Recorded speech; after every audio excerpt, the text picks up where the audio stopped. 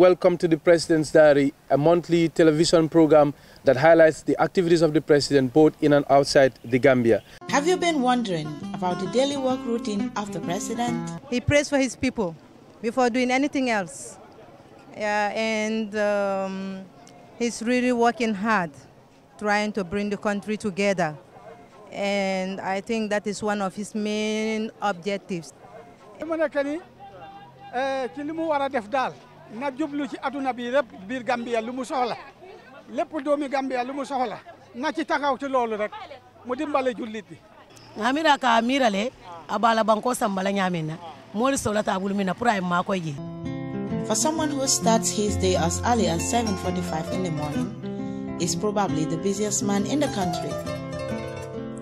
In order to bring the presidency closer to the people, the Office of the President, in collaboration with GRTS, presents the President's Diary. Hello and welcome to the President's Diary. Coming up in this edition, the President, His Excellency Adama Barrow, accompanied by the First Lady and a high-power government delegation, traveled to China to attend the Forum for China-Africa Cooperation Summit in Beijing. It marked Gambia's maiden participation in the high-level summit. We'll also take a look at the President's participation at the 73rd General Assembly of the United Nations in New York, where he joined world leaders to debate the state of the world as it relates to global peace and security. We'll particularly look at His Excellency President Adama Barrow's powerful and inspiring contribution at the debate. Another address that we'll take a look at in this edition of the President's Diary is the much talked about State of the Nation address at the National Assembly. For these and many more, please stay tuned. My name is Mfalli Fadera. And I am Zainab Fall. Thanks for joining us. The Gambia's re-establishment of relations with China brought with it numerous mutual benefits for the two countries since President Barrow's ascension to power. Not only did we see Chinese investment in the Gambia increase dramatically, we have also seen significant improvement in the area of development and political cooperation between the two countries. In what could be seen as a demonstration of strong ties, President Adama Barrow traveled to China with a high-powered delegation of both government officials, private business representatives, to take part in the 3rd edition of the Forum on China-Africa Cooperation, commonly known as FOCAC.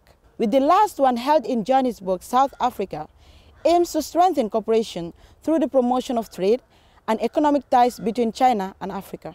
It was a momentous milestone for the Gambian head of state and delegation at the summit after the Chinese President Xi Jinping formally welcomed the Gambia in addition to 2 other countries as the newest members of the cooperation. This year is the Gambia's maiden participation in the summit.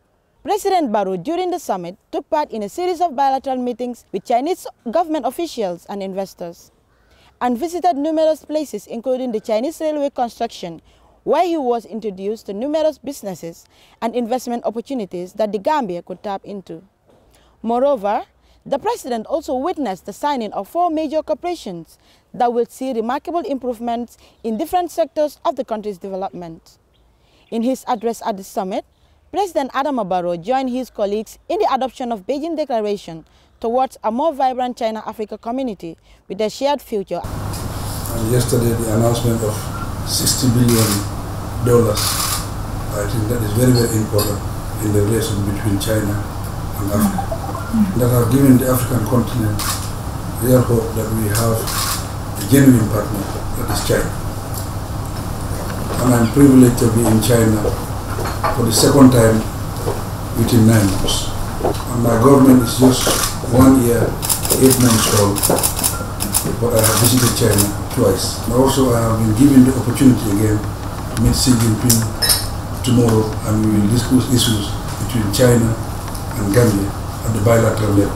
And we will discuss the priorities of the Gambia and the relationship between China and Gambia to make sure that we both enjoy the relationship, so that it will be a win-win situation for China and the Gambia. The FOCAC summit is President Barrow's 2nd meeting with President Xi Jinping in less than a year, an indication of the serious ties between the two allies.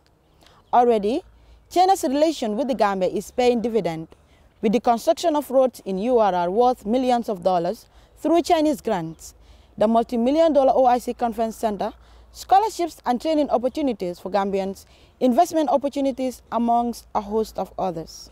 The Chinese president could not help but express delight at the president's support for the One China policy at global level. At the end of the summit, the Gambia secured a giant pledge of RMB 300 million and an additional RMB 30 million for the army. Okay, viewers, let's now shift our attention to the recently concluded UN General Assembly that was held in the United States in New York. And President Barrow, with a high-powered delegation, including the First Lady, traveled to the UN for the Global Summit. My colleague, Fali Fadera, went with the delegation. And Mr. Fadera, how was it like to be in the midst of the global leaders? And what was your impression of the speeches that were delivered, particularly that of the President? Thank you very much, Zainab. I am delighted that you asked this question.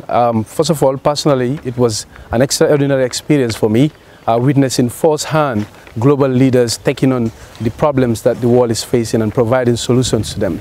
I've seen a lot of leaders deliver passionately solutions to the problems that the world is grappling with, from global peace and security to terrorism, to also promoting and encouraging more multilateralism, taking into account the chaos and the conflict that the world is experiencing at the moment. I am particularly struck by the speech of the President, His Excellency Adama Barrow. His speech was profoundly comprehensive, touching everything between his domestic policy in the Gambia as well as his foreign policy objectives and goals. He also talked about the transformations that are going on in the country, anchored in the National Development Plan. He highlighted the role of the diaspora. He highlighted institutional changes and transformations that are taking place in the country, from the Constitutional Review Commission to the TRRC process, and a host of important domestic policies. He also outlined the government's and the country's position on international issues, current international issues, for example, the One China issue, the plight of the Rohingyas in Southeast Asia. All in all, the 73rd session of the General Assembly gave me renewed hope for global peace and a renewed hope for justice and equality around the world. Thank you so much, Mfali, for such a comprehensive analysis of the UN General Assembly. Viewers will now take a look at a commentary that Mfali did while at the UN headquarters in New York. Here, world leaders are gathered this week to participate in the 73rd session of the United Nations General Assembly that is still going on. And of course, President Barrow joined world leaders at the United Nations General Assembly debate, which talked on a variety of issues. President Barrow and the delegation arrived at the weekend, and on Monday they kicked off activities here at the United Nations General Assembly. The week started off with the United Nations Mandela Peace Summit, which was held in honor of the centenary of the birth of Nelson Mandela, a global icon and a promoter of peace and justice around the world. President Barrow paid glowing tributes to Nelson Mandela, whom he described as a man of compassion, someone who stood for equal justice, someone who stood for social justice, someone who stood for peace, not only in South Africa, but in Africa and across the world. He said Nelson Mandela left a huge legacy that a lot of African leaders can emulate in order to ensure that Africa and Africans live in peace without war and bloodshed, so that Africans can develop and prosper just like people in other parts of the world. On the second day here at the United Nations headquarters was the proper United Nations General Assembly debate, where world leaders took turns to participate in the debate, which was centered around making the United Nations relevant to all people. President Barrow called for more investment, called for more hope and belief in globalism and multilateralism. He said in the face of chaos, in the face of conflict around the world leaders must turn to institutions like the United Nations to make sure peace and tranquility prevail across the world. President Barrow used the opportunity to also highlight giant strides that have been registered by his government in the Gambia, anchoring it on the National Development Plan, which is a full package that cuts across all sectors of the Gambian economy. The President also used the occasion to outline Gambia's foreign policy trajectory as it relates to China, as it relates to Palestine and the people of Myanmar who are under oppression by the government there. In addition to the President's sterling performance in New York, other members of his delegation also actively took part in a series of side events, some at very high-level UN events. The Minister of Foreign Affairs, for example, chaired the General Assembly debate on more than 2 occasions. The First Lady, too, had a very busy schedule participating in events organized by the Organization of African First Ladies and other UN-affiliated events, such as the panel discussion on the state of breast and cervical cancer in Africa and the role of First Ladies in fighting against it. Have you been wondering about the daily work routine of the president? He prays for his people before doing anything else. He's really working hard, trying to bring the country together. And I think that is one of his main objectives. Gambia lumu soxla lepp doomi Gambia lumu soxla na ci taxaw ci lolu rek mu dimbale julit bi ngamira ka mirale abala banko sambala nyamena moli solata bulumina pour ay makoy ji. The president does more than traveling. For someone who starts his day as early as 7:45 in the morning, is probably the busiest man in the country. In order to bring the presidency closer to the people, the Office of the President, in collaboration with GRDS, presents the President's Diary. As mandated by the Constitution of the Gambia, which requires the President to address the nation and the public in its legislative year, His Excellency President Adama Barrow delivered an animated speech on the state of the nation on September 13, 2018. In a ceremony of national celebration, punctuated by pomp and patriotism, His Excellency President Adama Barrow arrived to a colorful scenery of mesmerizing parade by the security forces at the National Assembly complex in Banjul.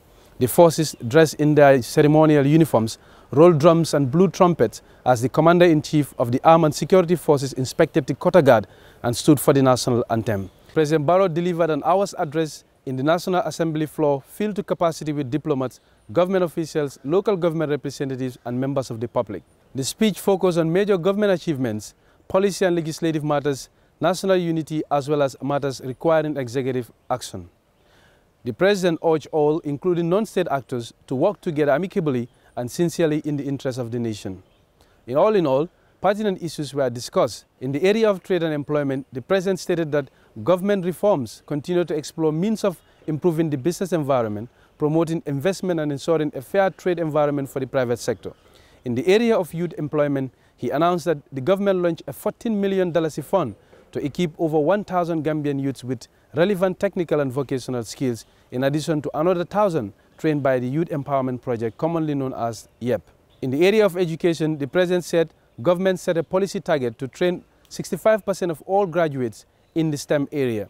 He also revealed that GTTI will be transformed into a University of Technology and Engineering, while MDI will be upgraded into a Management and Public Administration University. On roads infrastructure, the President informed the National Assembly members that work on the 48.3-kilometer Basse-Fatou and Passamas Bridge, as well as the 200-meter-long Basse-Wuli Bridge, will commence soon. For the tourism sector, according to the President, it is projected that close to $1 billion will be invested in the tourism sector to create at least 4,000 jobs in 3 years.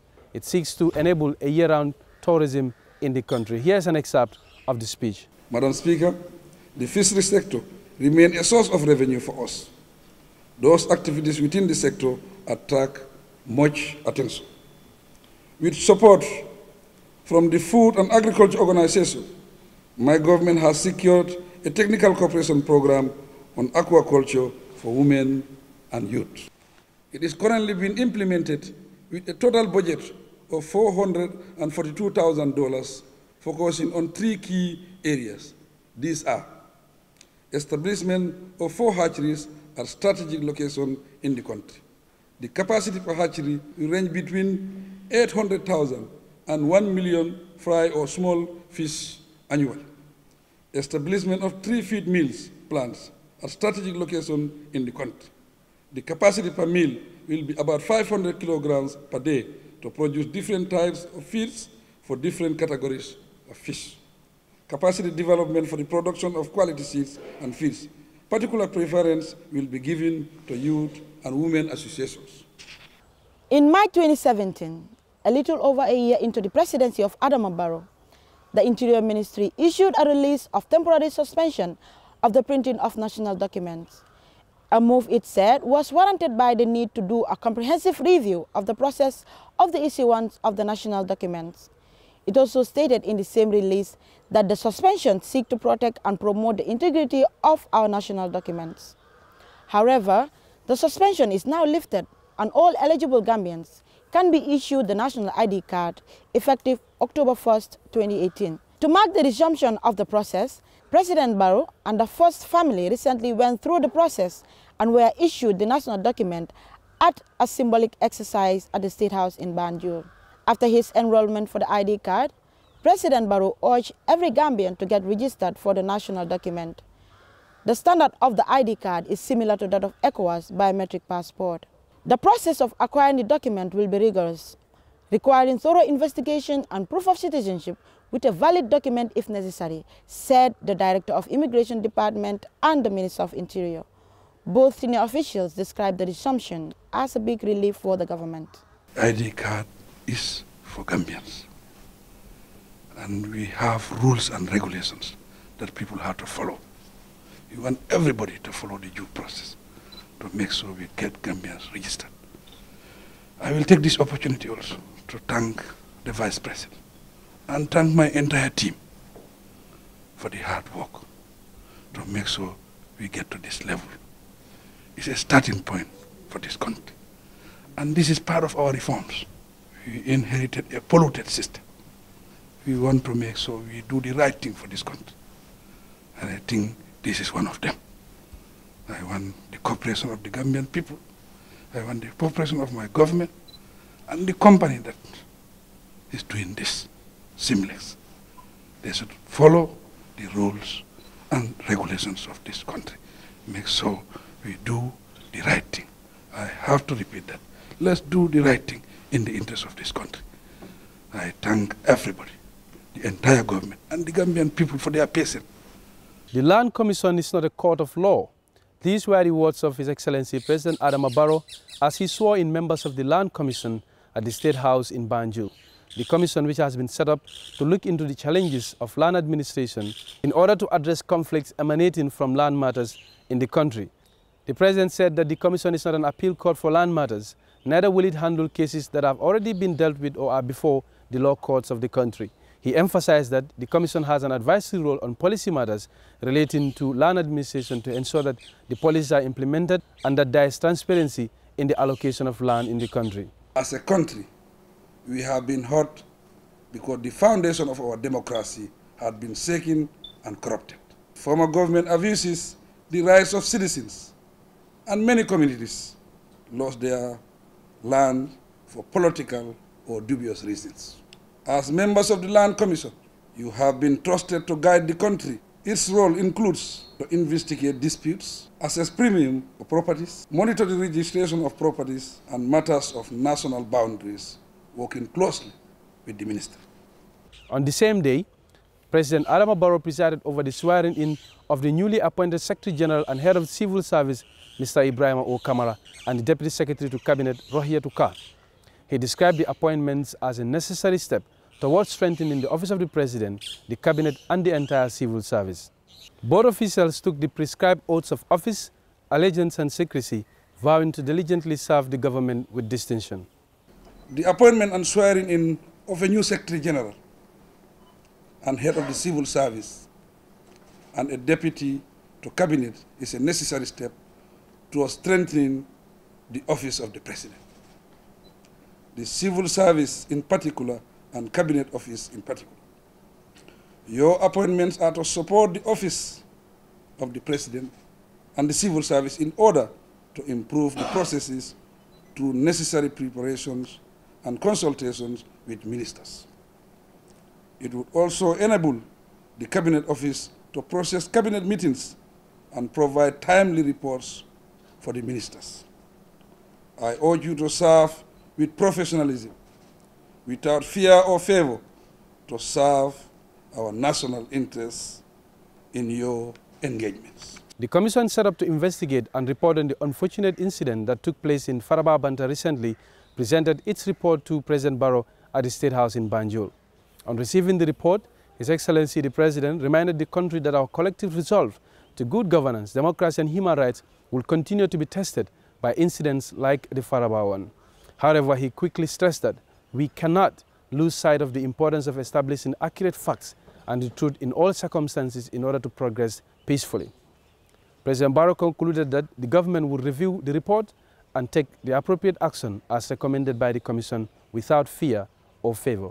This demonstrates that my government recognizes the importance of holding and applying laws of the land, and we have responsibility to follow the required procedures to ensure that justice prevails. I would want to seize this opportunity to commend the chairperson to serve the country when their service was needed most. I would reiterate that our country is going through an important journey through which our resolve for democracy, good governance, human rights, and national development would be continuously tested. In the process of following procedures, we cannot lose sight of the importance of establishing accurate facts and the truth in all circumstances in order to progress peacefully. It was in this context that I took the decision to commission an inquiry into the unfortunate Faraba Banta incident. The fact that the Commission took all the necessary procedures to get the facts and came to a conclusion provide the basis for us to establish the truth about what led to such an unfortunate incident that resulted in the loss of lives, injuries, and damage to properties. Distinguished ladies and gentlemen, allow me to once again congratulate the Commission for taking up the challenging task and to finally submit an impartial report for peace and justice to prevail. Expanded its activities to engage other communities with similar problems was to ensure that the appropriate action is taken so that such incidents do not recur in the country. I seize this opportunity to thank all those who have sincerely participated in this exercise to help turn a new page in our country. To conclude, I must urge all of us to reconcile and work together as a nation while we consolidate peace, progress, and national development. My government will review the report and take the appropriate actions as recommended by the Commission, without fear or favor, all geared towards ensuring a peaceful society is maintained. Have you been wondering about the daily work routine of the president? He prays for his people before doing anything else. He's really working hard, trying to bring the country together. And I think that is one of his main objectives. na jublu ci aduna bi lépp biir Gambia lu mu soxla lépp doomi Gambia lu mu soxla na ci taxaw ci loolu rek mu dimbale jullit bi ngamira ka mirale abala banko sambala nyamena moli solata bulmina pura ma koy ji. The president does modern traveling. For someone who starts his day as early as 7:45 in the morning, is probably the busiest man in the country. In order to bring the presidency closer to the people, the Office of the President, in collaboration with GRTS, presents the President's Diary. President Adama Barrow on September 14th at the State House in Banjul presided over the commissioning and distribution of brand new ambulances to 14 provincial communities across the country. The ambulances, which are replacements to the last batch procured in 2009, came through a partnership between Riders for Health and the Ministry of Health and Social Welfare. President Barrow applauded the partnership between the two institutions while emphasizing that the health and well-being of Gambians remains a top priority to him. He strongly pleaded for proper maintenance and care of the vehicles to ensure durability and good utility for the promotion of health in the country. According to the Health Minister, Dr. Aissatou Touré, the ambulances are a response to the needs of the beneficiary communities to enhance access and effective and timely service delivery. Riders for Health Director Teres Drame commended the government for a genuine partnership and gave assurance of continued beneficial partnership. The beneficiary communities are Kuntaya, Garawal, Yorobawol, Fodekunda, Kuinala, Iliasa, Jeabugu, Kerchorno, Dembakunda, Sarakunda, Kerawan, Njabakunda, and Gien Sanjal. The health and well-being of Gambians is one of the priorities of my government.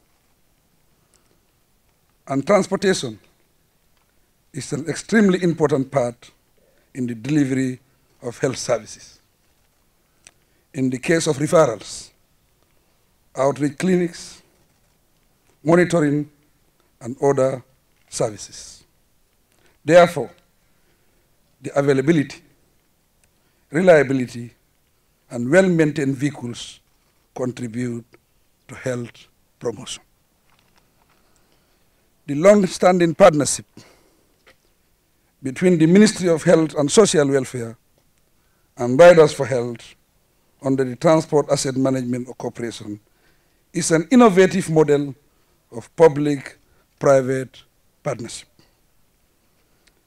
facilitating the availability of ambulances, vehicles, and motorcycles to the Ministry of Health and Social Welfare. These brand new 14 ambulances I am commissioning today are expected to replace the last batch of ambulances procured in 2009. I therefore urge the drivers to handle them professionally and with utmost care. I also challenge Riders for Health to continue maintain the ambulances effectively. These ambulances will contribute immensely towards the effective referral services provided to the Gambian communities. I congratulate both the Ministry of Health and Social Welfare and Riders for Health for these 14 ambulances. I therefore call upon them to strengthen their partnership and cooperation. I am pleased that my government pays regularly for the operations and maintenance of the health transport fleets to facilitate the delivery of vital health services. Earlier in September, former British Prime Minister and current Executive Chairman of the Tony Blair Institute for Global Change held a closed-door discussion with President Barrow at the State House in Banjul. Afterwards, Honorable Blair said that he has never been so sure of President Barrow's ability to deliver on his promises to the Gambian people. Mr. Blair expresses delight at working with the President in improving the capacity of the government to ensure it delivers for the people. He said the government has key priority areas to deliver on, and his institute will bring in people that will work alongside people in the Gambia to accelerate the progress of the country. I think the important thing with the government is, first of all, it's stabilized the situation. I mean, the country went through a difficult period. The recent donor conference in Brussels was a very important landmark because it said on behalf of the outside world that we appreciate what's happening in the Gambia, we want it to continue. And secondly, I think talking to the President, it's very clear what the priorities are around electricity and power, agriculture, developing the port, making sure that the tourism industry here develops in a way that makes it a key center globally for tourism. And, I think these basic questions are those that the government's focused on, and they're able to do that now with substantial international support. Now let's look at the recent visit of His Majesty King Leslie III of Lesotho in Banjul as the Special Ambassador for Nutrition for the Food and Agriculture Organization of the United Nations. He held a closed-door meeting with the President at the State House in Banjul. On the last day of his two-day walking visit in the Gambia, stakeholders in the food and nutrition sector joined him on a field visit to FAO project sites in the country. Our colleague Sana Kamara accompanied him to the site visit, and he now tells us how it links with the President's priority to promote agriculture and food security. The visit to Njoben and the Central River region it's important. In essence, it is one of the key, it gives an insight into what the National Development Plan is trying to achieve in terms of food self-reliance, and then in terms of community empowerment when it comes to feeding themselves. Because this is a group of community, it's a small village, but they're surrounded by several other villages, where you have over 5 hectares of agricultural land or horticultural land that is being cultivated by women, mainly, and they have a mix of activities taking place, from crop production to cereal production to poultry farming. And then this has actually made them a self-sustained community, And as a result, they're the ones who actually also supply food for their school, which is in the school feeding program of the village, where the crop that's being produced is directly consumed by the students and supporting their educational needs. It has also helped to maintain good family health care for communities in the village. Because from what they told us that the beneficiaries said the health and nutrition of the children, the infants, especially under pregnant mothers, have actually improved a lot as a result of this project. In the past, when they go to health centers or maternal clinics, they will have lacks essential nutrients such as vitamins. But now, thanks to this production, most of those issues are no longer issues in the village. And then the important thing also, another important thing is that it provides income for them. The surplus that they are selling, you have traders coming all the way from Senegal to come and buy produce from them, and then taking them to weekly markets and lumos.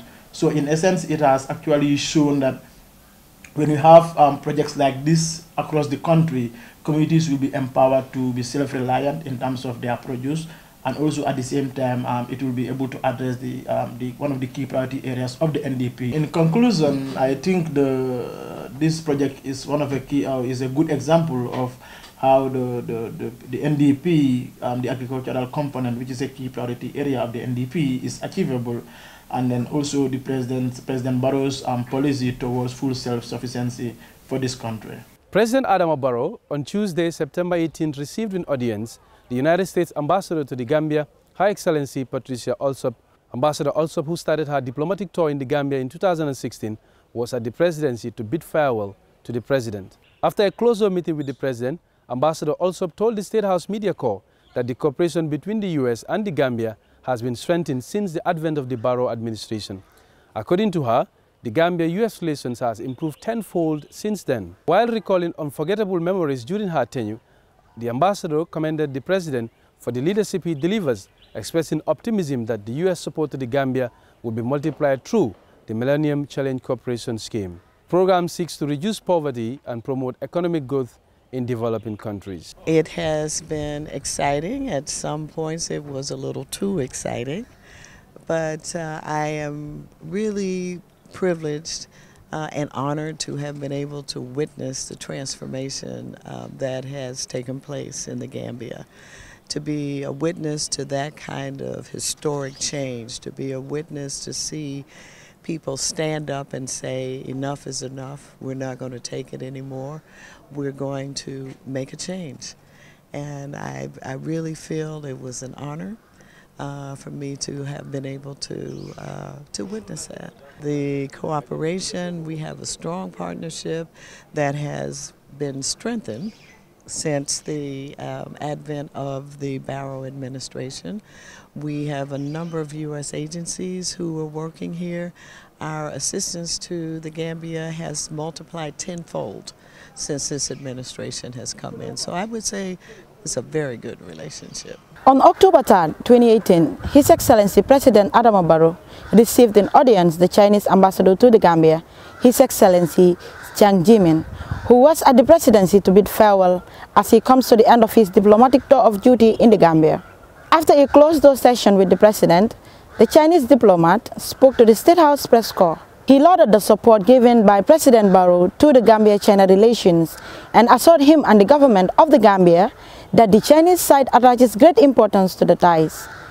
The Chinese side is also very pleased with the progress in the past 2 years of the bilateral relations.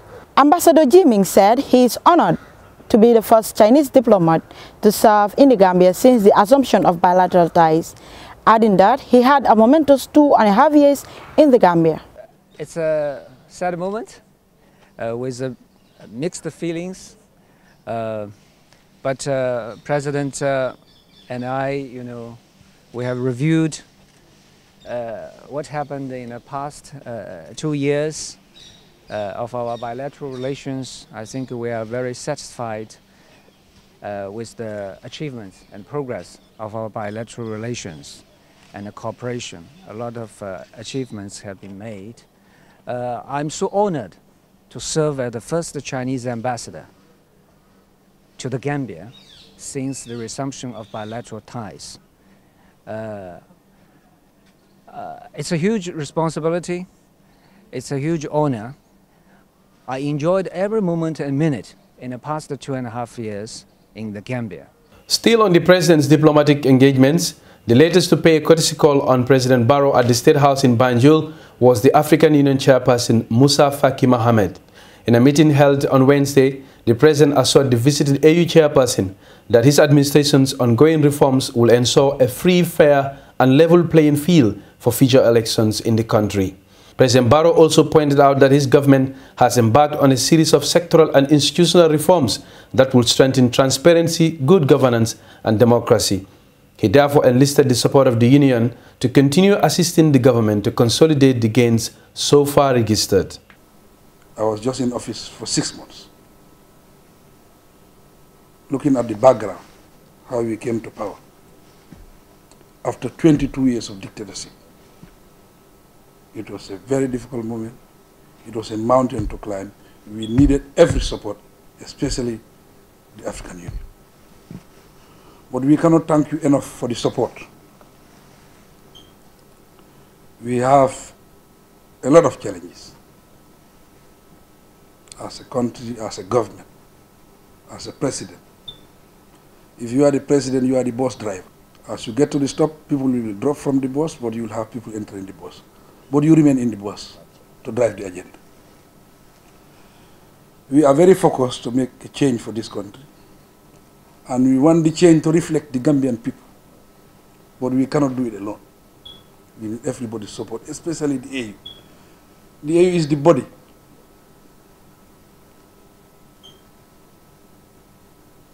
That is bringing Africa together. That is driving the African agenda. And I think now Africa, I've been saying it several times, we have no excuse. Now we have the capacity, we have the knowledge to make sure Africa succeeds. And today we will congratulate you that Africa have confidence in you. That's why you are in this position.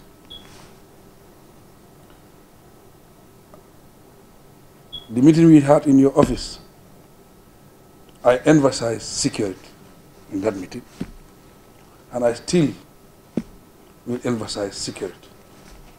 Without peace and stability, we cannot develop. Without peace and stability, the integration we are talking about, African integration, is not possible. And I think Africa, to integrate, it could not have come at a better time than now. Why? Because Africa was confronted with a lot of problems, wars, coup d'etats, and other things. But now, we are all focused, we are seeing the same direction. Everybody believes in democracy. As we are thinking of democracy, rule of law, independent of the judiciary, I think these are areas that we have to work on to make sure we integrate as Africans. But before we integrate as Africa, we have to integrate as neighbors, that is ECOWAS, first, if we are serious.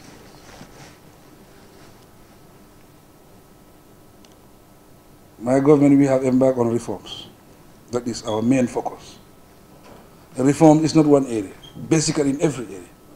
Security sector reforms, civil service reforms, judicial reforms, these are all ongoing. So we have a transition, and the transition is 5 years. We need support during this period of our transition. And in this transition, we have to maintain a very steady security in this country. And your support is needed in that. That's why I make it very clear here, we will need the support of ECOWAS. The ECOWAS forces that are in the country, we will need them for our transition period. For the security sector, we are thinking in a lot of aspects. We want to right-size our security sector, and the sector is polluted. Right-sizing it is not enough, but we have to build their capacity. And in building their capacity, we need the AU. So our main focus is we need the security here for our transition.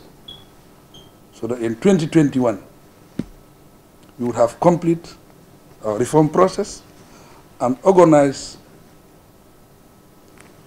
a very good election in this country. We create a level playing field so that we can build on that. But we will appeal for you to continue supporting us. We are a small country, but I think we can be a test case, we can be a sample in the future. President Barrow concluded by re-emphasizing his government's readiness to support the African Union in its drive to attain peace and security, as well as ensure closer collaboration between countries on the continent. For his part, Chairperson Faki Mohammed expressed optimism and delight at the President's efforts in promoting the values of peace, democracy and good governance. He said despite inheriting a difficult situation, President Barrow is setting the country on the right path, which was one of the reasons he visited the country to express solidarity and support to the President and his administration. Well, viewers, that's all we have got for you in this edition of the President's Diary. Join us for the next episode as we bring you activities about the President's engagement in the realization of the goals of the National Development Plan. My name is Mfali Fadera and my co-presenter is Zainab Fall. Thank you for the pleasure of your company, viewers. Do join us for the next episode of the President's Diary. Have you been wondering about the daily work routine of the President? He prays for his people before doing anything else. He's really working hard, trying to bring the country together. And I think that is one of his main objectives. na jublu ci aduna bi rep biir Gambia lu mu soxla lépp doomi Gambia lu mu soxla na ci taxaw ci loolu rek mu dimbale jullit yi ngamira ka mirale abala banko sambala nyamena moli solata bulu mina pura ma ko ji. The President does more than traveling.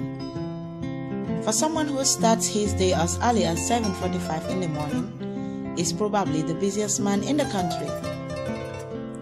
In order to bring the presidency closer to the people, the Office of the President, in collaboration with GRTS, presents the President's Diary.